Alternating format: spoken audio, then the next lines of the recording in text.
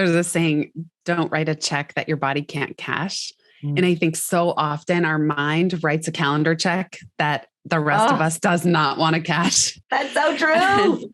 Yes, can you give an example that that's rings so true for me, but for people who are like, what is that? Can you please explain it? Because it's so true.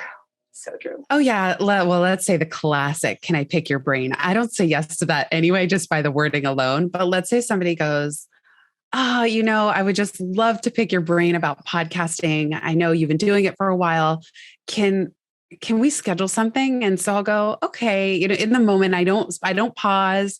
I don't think, and I go, it's 3 weeks out. What's the big deal? And I put it on the calendar. Okay, great. And then that day arrives and all of a sudden my whole schedule's thrown off. Maybe I had added it earlier than usual, or it was like a fifth call tacked on at the end of a very long day. And I go, why did I do this to myself? Why did I say yes to something that, here's a question I ask myself. And I also heard another great one recently, but a question I asked myself is, would I have proactively reached out to this person to suggest this calendar entry, whatever it is? Ooh. Would I have invited this person to dinner? So instead of by default feeling bad and saying yes, almost out of a should or a shiny should, as I call them in the book, thinking, would I have initiated this? And then I also recently saw, what if this was tomorrow? Would you still say yes? Would you still put it onto your calendar? Because tomorrow is a much shorter time frame where we can look and go, oh, no, thanks. Who are the world's most interesting people? And what fascinating, groundbreaking, incredible things can they teach us? In this new series, I leave our Science of People lab to interview my favorite authors, experts, and celebrities for them to share their best people hacks, social skills, and stories. And let me tell you, they have some juicy tips. This is a new series I'm calling The World's Most Interesting People. Hello, YouTube friends. Today, I'm going to get you more free time with my friend, Jenny Blake. Say hi, Jenny. Hi, everybody. Okay, Jenny, I have to brag about you for a second. So Jenny and I have been longtime friends, but what you need to know about her is Jenny Blake is an author and podcaster who loves helping entrepreneurs and organizations move from friction to flow through smarter systems powered by delightfully tiny teams. That's what we are at Science of People. Her third book is Free Time, Lose the Busy Work, Love Your Business. Jenny also co-created Google's acclaimed Career Guru coaching program. She hosts 2 podcasts. I've had the privilege of being on them with over 1 million downloads combined. Free Time with Jenny Blake for heart-based business owners, and Pivot with Jenny Blake for navigating change. CNBC listed Pivot among 6 podcasts to make you smarter about your career. And Entrepreneur named it one of the top 20 female hosted business podcasts. We're so happy to have you. Thank you for coming. Oh my goodness, the pleasure is all mine. Thank you for having me, Vanessa. I was so grateful to be book launch buddies with you and just collaborate at South by Southwest and even this conversation. So thanks for having me. So a little kind of fun background is Jenny and I have been friends for many, many years, and we both launched Free Time and Q's like within 2 weeks of each other. So we're like, let's be book launch buddies. So for South by Southwest in Austin this year, we launched Free Time. We got to share the stage together, did an incredible talk. And so I said to her after her talk at South by, I said, you've got to bring these tips to my YouTube folks. So for all you YouTube folks, you're basically getting a sneak peek into what South by folks got. And they had to pay like thousands of dollars for that ticket, but we're giving it to y'all for free. So I made her promise that she'd share all those juicy tips with us. And what I want to talk about today, Jenny, is what we all need more of. We're all busy. We're all incredibly ambitious. Everyone who watches this channel, they're a high achieving professional in their area, and we all need more free time. I want to direct you to one of my favorite tips. So after I read your book, I immediately started implementing Golden Hour. This is like my number one tip from your book. Would you mind sharing what this is and why we can use it? I love that you're implementing Golden Hour. Golden Hour is a term that photographers and cinematographers use when the light is most exquisite to give people that golden glow. So a lot of TV, a lot of movies, if you think about Lord of the Rings, I know that's a few years old now, if not decades, but they film either just after sunrise or just before sunset. And something about the quality of the light, it's less harsh at that time. So everybody looks radiant and they're glowing, just like Vanessa is right now. That's a ring light. That's not exactly. Golden hour. That's a ring light. Exactly. We've got faux golden hour. the parallel to thinking about your time and free time, yes, it's leisure time, but it's also a verb and a skill. How do we continually free our time to do more of our best work? Golden hour is when you are at your best. It's usually 1 or 2 windows in a day where you're at your peak. Your circadian rhythm, your chronotype is such that when you do your best, most creative, most strategic work, those are your golden hours. And I would try to reflect or notice as you go through the next week ahead, when is that for you? For me personally, for example, I like to wake up a little slowly. First thing I do is I stumble down, I make my coffee. I know I should have water first and not drink coffee for an hour. I don't care. I keep the house really dark so my dog doesn't wake up. I have my coffee and I read for an hour or two. Then I'm primed to do my best work. And I make sure that I don't even look at my email anytime in that window. Not when I wake up, not when I'm preparing, and not during my golden hour of doing my most strategic work. Then that's when I slot in the other things after I know for sure that that hour is in the bag. So I really love this because one of my favorite aspects of golden hour is not only do you look great, it's easier to look better. It also makes it easier to light. Like for the lighters, I think they're the gaffers. Oh yeah, that's true. Like that's for the true. light, The production immediately when I read team. that, I was like, oh, if you film at golden hour, it's less work to set up the shot because everything looks amazing. Less editing, less lighting. And so a golden hour is also, I think the way that I've been using it is like, where is it just easier to do the work? Right? Like it just, Yes. Everything is easier. And so internally, so I read this part of your book and I was like, okay, first, my golden hour for sure is actually right when I get up, like right first thing. I like to just get it all done. And I was making the mistake of checking my email during golden hour, which meant I waste all of my juju, all of my good energy on email. So one, as I began to switch out doing my big projects first, but more importantly, I also asked people on my team when their golden hour was. So for example, my assistant, Carolyn, we were literally sitting at South by. We were literally sitting next to her and I said, when's your golden hour? Like I literally whispered that to her. And she said from 8 a.m. to 11 a.m. So what had been happening was I was pinging her from 8 a.m. to 11 a.m. I'd have her come over. We'd work on YouTube projects together.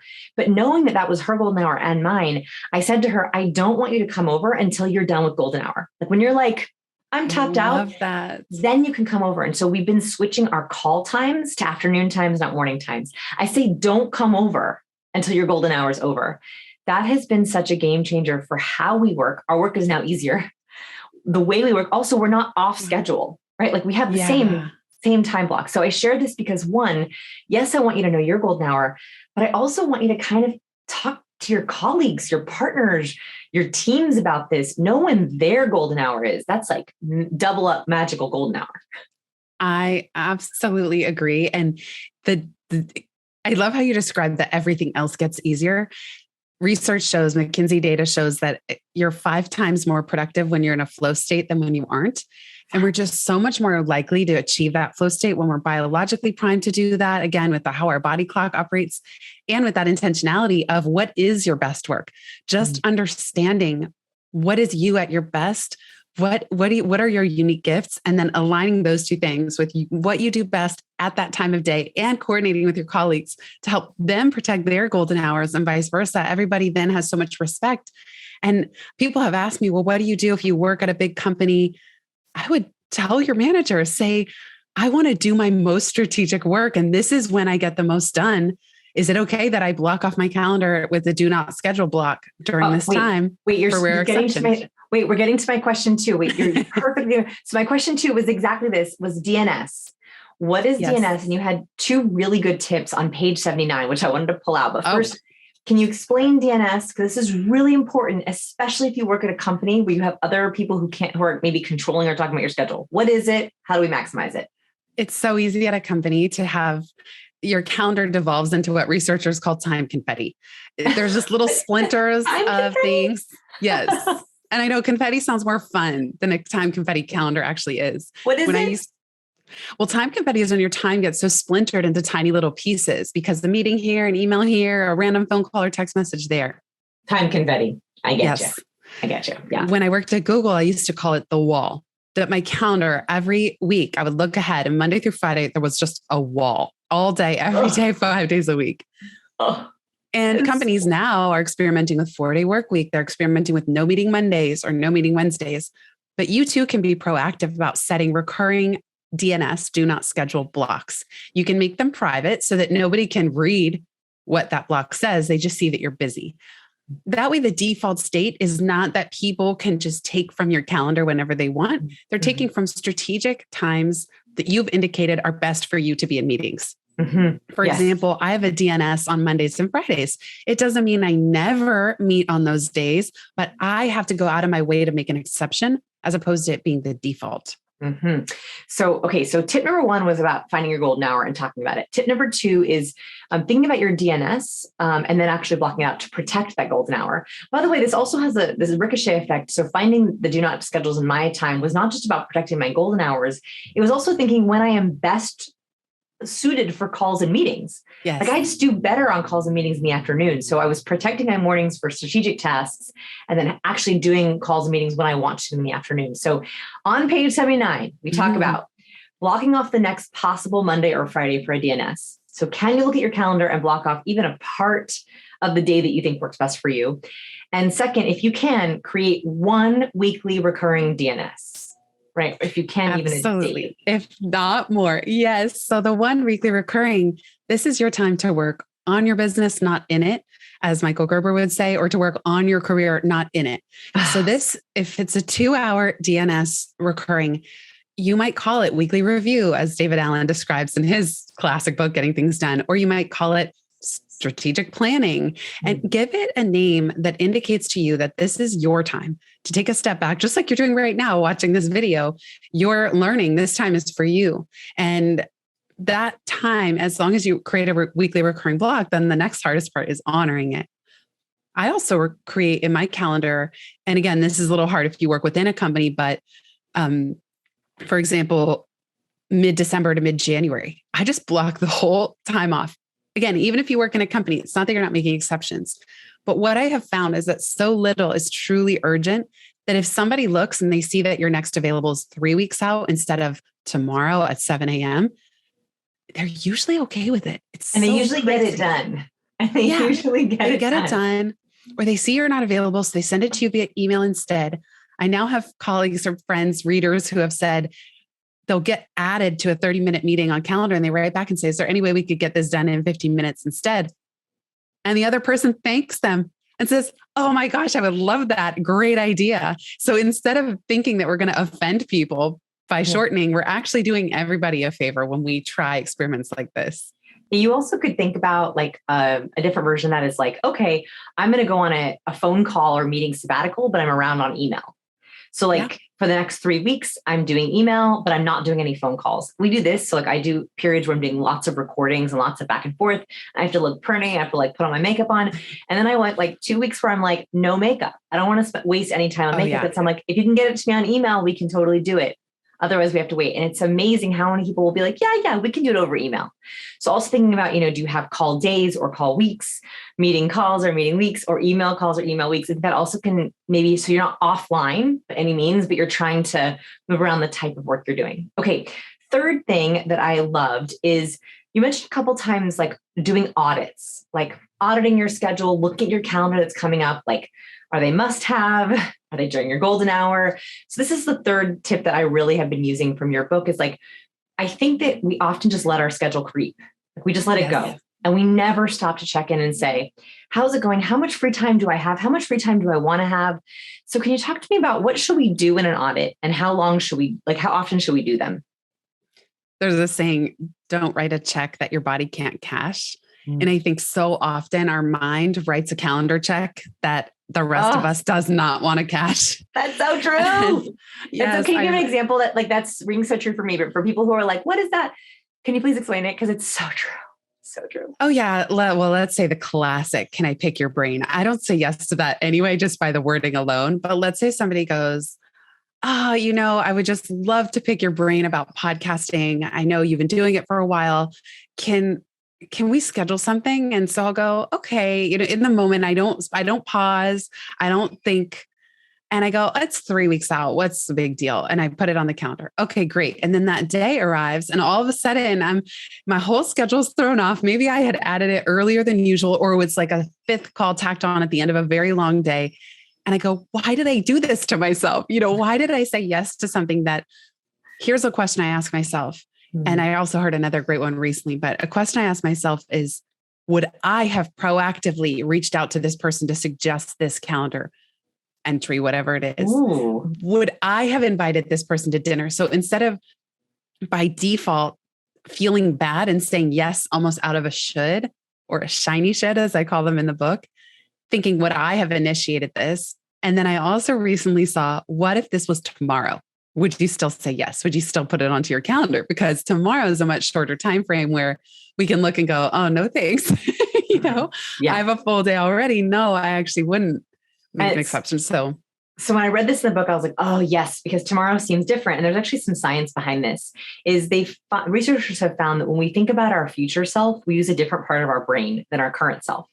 Like literally you're using a different part of your brain. So it's a great idea. Whereas if you're thinking about doing something, this maybe isn't even saying yes to someone, it's doing a task, signing up for a project, starting a new shiny object syndrome, right? Like any one of those things. If I had to start this today or tomorrow, would I?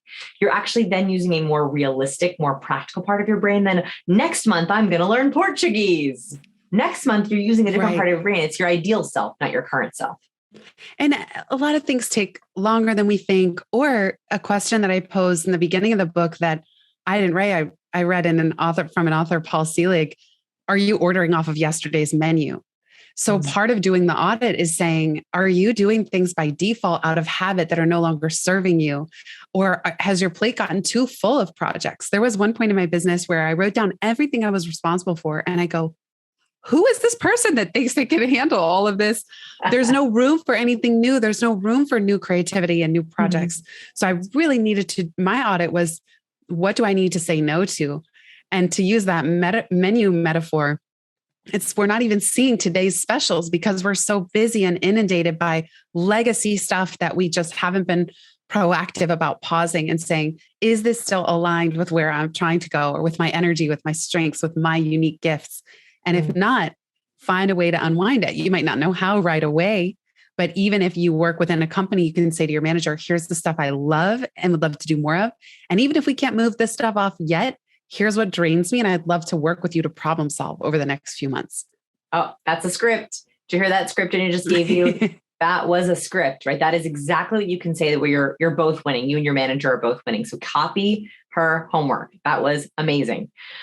I want to talk about the fourth thing that I really wanted to point out. And I promise I'll let you pick some of your favorites. I love these questions. Which is, in the book, you have a beautiful Zen saying, don't push the river. What does this mean? And how does it affect our free time?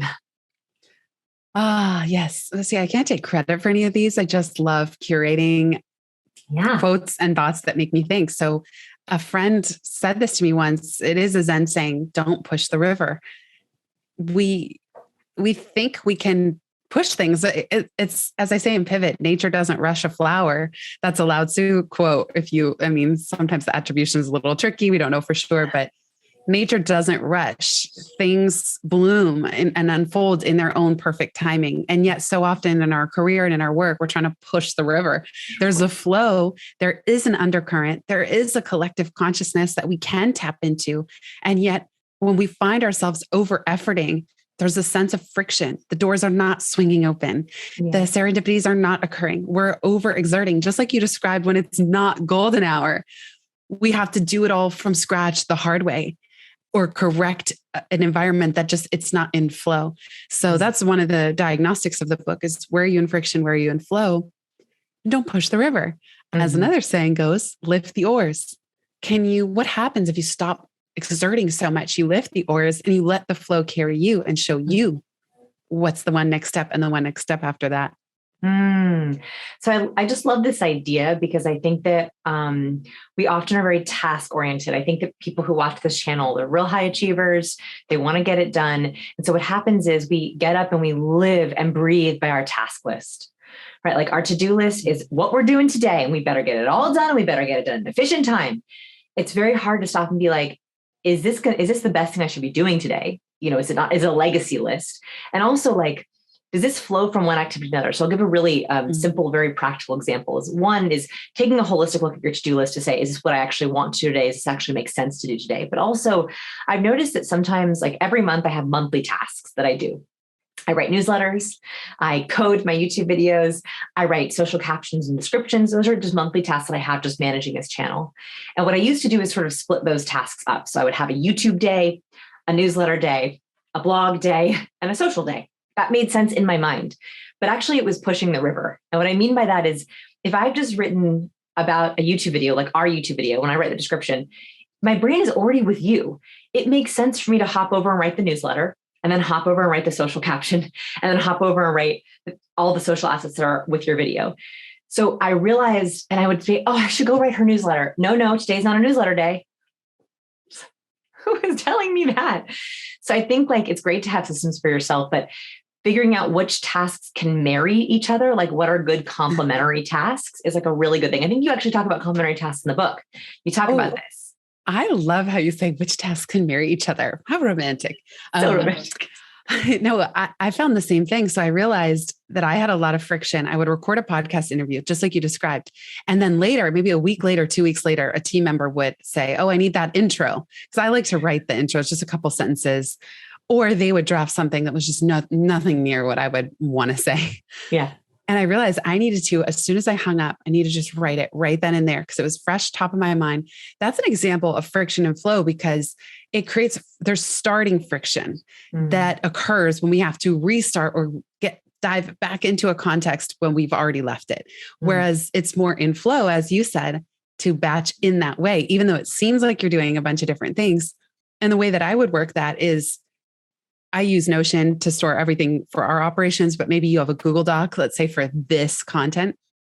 And there's just a little template. Like as soon as you hang up, maybe instead of scheduling it for an hour, and these are shorter than that, but you schedule it 45 minutes. So you, Vanessa, know you have 15 minutes to fill out the rest of the template. It's built in, it's timed, you know what your checklist is. Because what I also found is that sometimes it's easy that those follow-up related tasks are their own separate thing. And so you might as well have them all in one place. And that's your checklist. You don't get to walk away from your computer until you just quickly fire those things off. It's like ripping the Band-Aid off in a way. Do it. Of those small little steps. Okay. So don't push the river is its own tip. The next tip is actually slightly different, which is like marrying tasks, like thinking things together. So complementary tasks am I making it up in the book that you talk about like listening to a podcast and cooking? Like that's a good task goes together. Like this might have been what I took away. Like calling my mom is its own task. Love you, mom. But calling my mom is its own task. It's a 45-minute task for me, like for sure. And so like I've learned that like daily walk, call mom, great complementary task, get 2 tasks done at once. Totally. Or there are things where we can be in a secondary, all the research, I'm sure you've talked about it plenty on your channel, but multitasking doesn't work. However, when you can have a background task, I love cleaning. I don't love cleaning the house. Don't get me wrong. But if I am going to tidy, I love to have a podcast on in my earbuds. Cleaning up, putting away clothes, podcast, get that podcast off your list. Yes. So complementary background tasks is how you say it. Yes. So like podcast listening, tidying, catching up with friends. We do walk and talks. We do walk and talks. Yes. So I have all these beautiful friends who I don't want to schedule a call with them because we're more than just business contacts. We're friends. So what I tell friends is like, hey, every day I walk. So I'm just going to call you. And if you can pick up, cool. And if you can't, it's totally cool. Right. So we do walk and talks. And even as far as building relationships, I know that's a big theme that you talk about.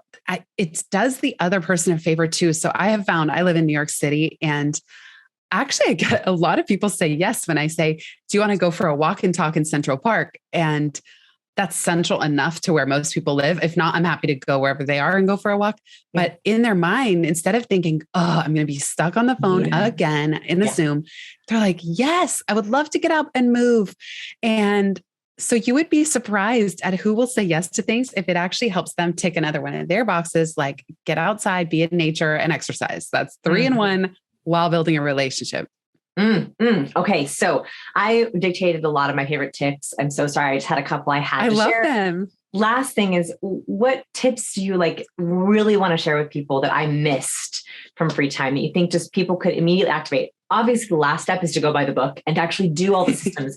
There are so many systems and diagnostics in here that I did not do because I can't do them as well as Jenny does them. So that is the last step. But second to last step, what are some favorite quick things that people can do to just maximize their free time? a lot of what you talked about is adjacent to batching. And I certainly didn't invent batching, but I will tell you, this didn't make it into the book because I invented it afterward. I'll share two things, one on batching and one on training the system, then the person. Okay. So on batching, I was letting my deadlines slip.